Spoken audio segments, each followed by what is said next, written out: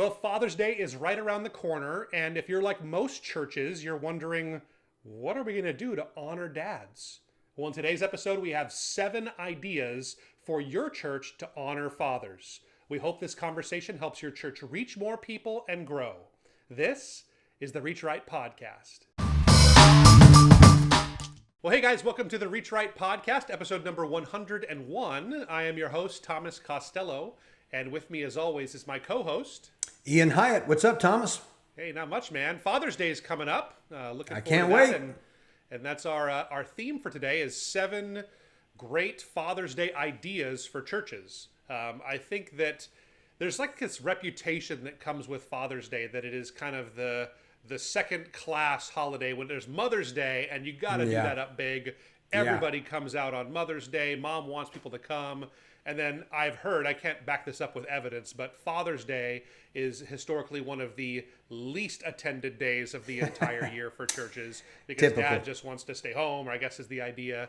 Dad isn't as into his faith as Mom is, maybe. I don't know where it comes from. It's just something. Right. Have you heard that too?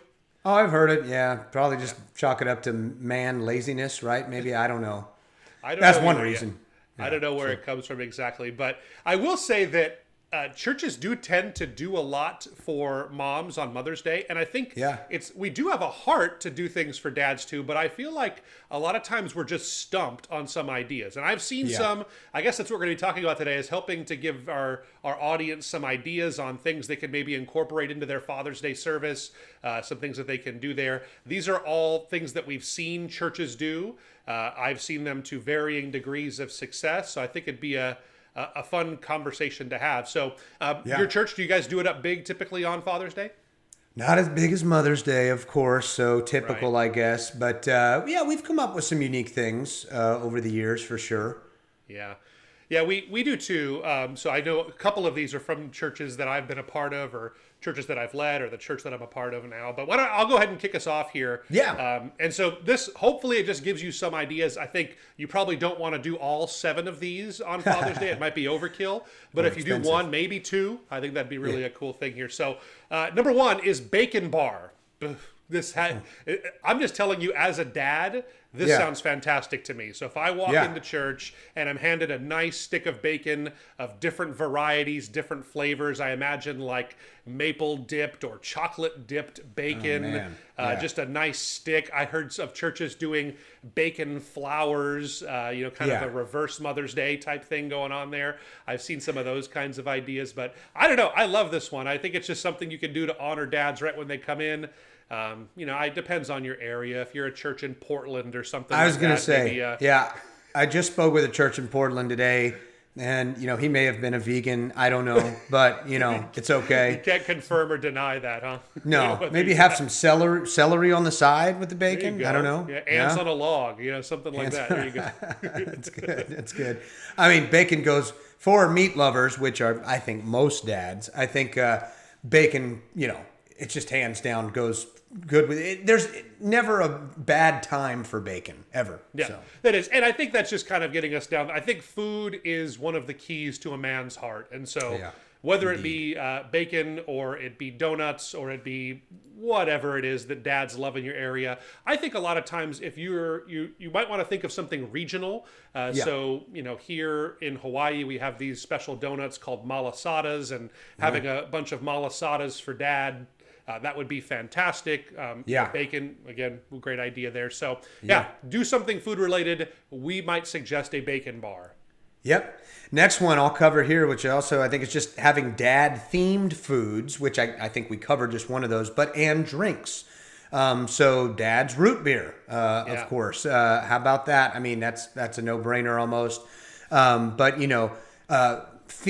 candy bars with maybe like, I know I've seen some churches do like candy bars with like, a dad superhero thing on the wrapper or whatever, something customized like that. So again, food, sweets, root beer, stuff like that always comes over positive. I've done the dad's root beer before at churches that we've led, and that's always kind of a hit for dads to have a nice dad's root beer. Here's one we did is we used to give out, I don't even know where you would find these now, but we'd give out Pop Rocks. And we'd say, Oh. because pop rocks, so we'd kind of do this whole thing, and it was, we'd give Yeah. out pop rocks, and you kind of make a cheesy thing out of it. And I don't know. And a lot then of dads and then that you are know, excited and then the about pop kids. rocks. The kids want the pop rocks, and it creates, it's some more excitement, right? So Yeah, But I don't know. exactly. So- I'd still do pop rocks even as a dad now. But Yeah, you'd rock some pop. I do remember when I was 7 really enjoying pop rocks, but I think that they've been around.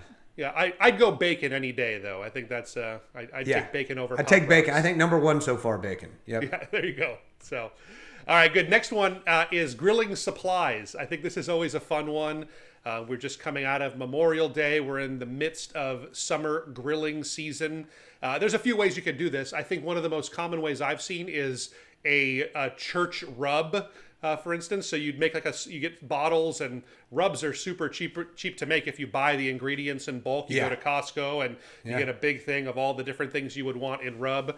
The spoiler is that most rubs are salt, pepper, garlic powder, onion powder, paprika, those kinds of things are what make for great barbecue type rubs there. And I know I used the one that I was given at our church last year. We were given a nice rub, and it was something we could use on, I think I used mine on some chicken.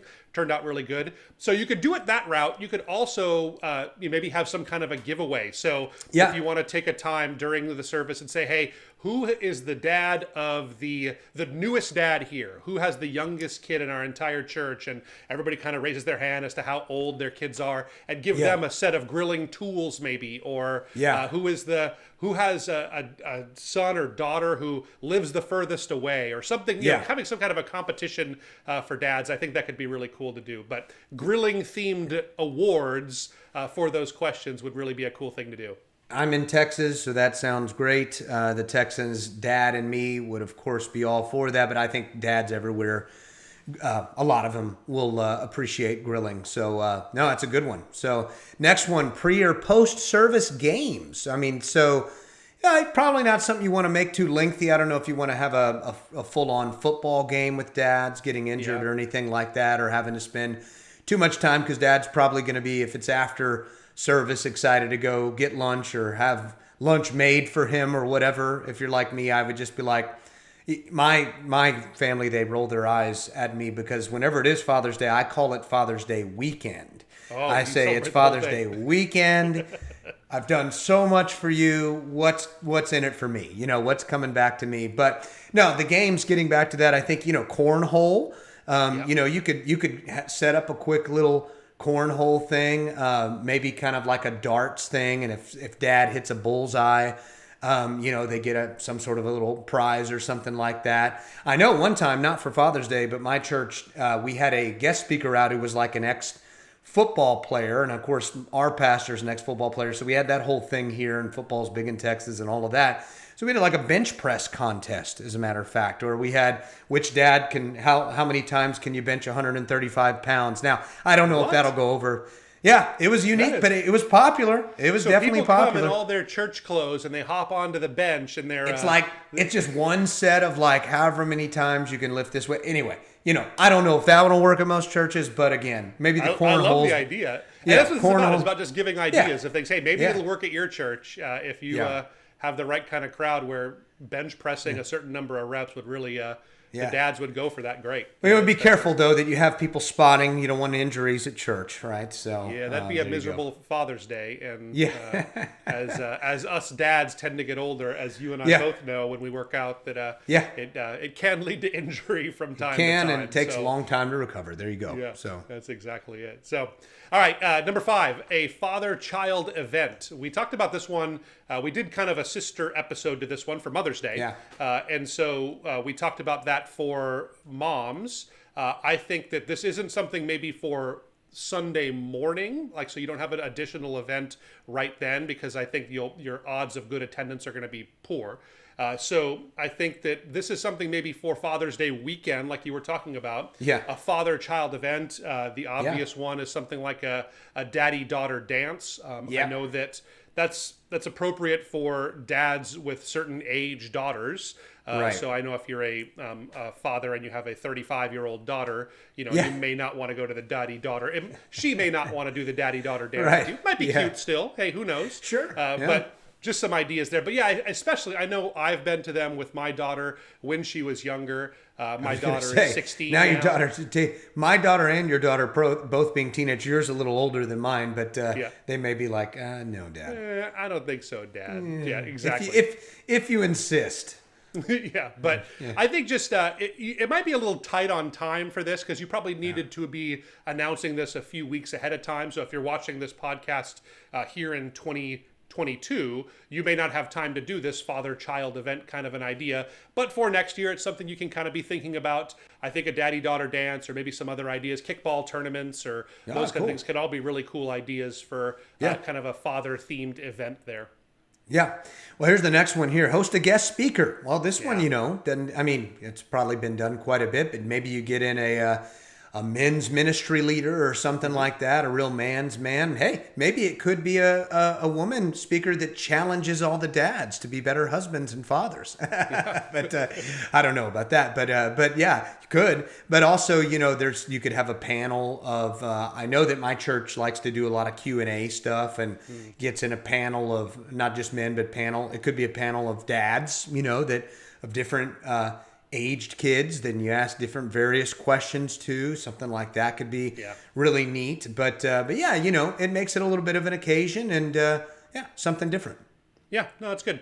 I think that for a lot of churches they can bring in a local celebrity or someone like that, or maybe there's someone in your church that maybe they were a high school football hero back in the day, or someone that has some kind of a story like that, and maybe they're not even doing the whole message, but just kind of recounting something. Or someone that people in your area would know. Depends on your church, obviously. But I think that having someone that is not normally the one speaking is a good idea. And I'll say this too, as a lot of pastors that listen to our podcast are fathers themselves. Right. And there's nothing wrong with having that weekend off. I think it would be a pretty good time to spend some time with your kids and just enjoy service and maybe not have to prepare the whole message over Father's Day weekend like we were saying there. So absolutely.